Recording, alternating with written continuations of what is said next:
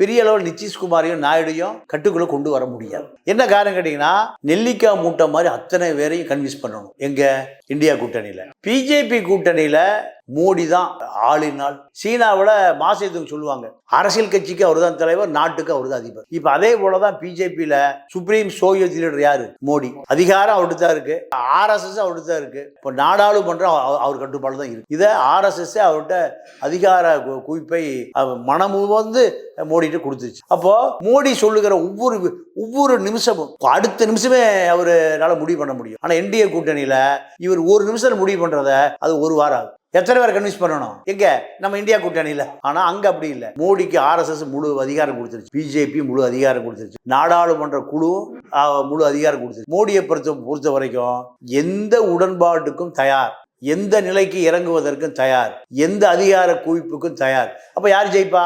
மோடி தான் ஜெயிப்பார்.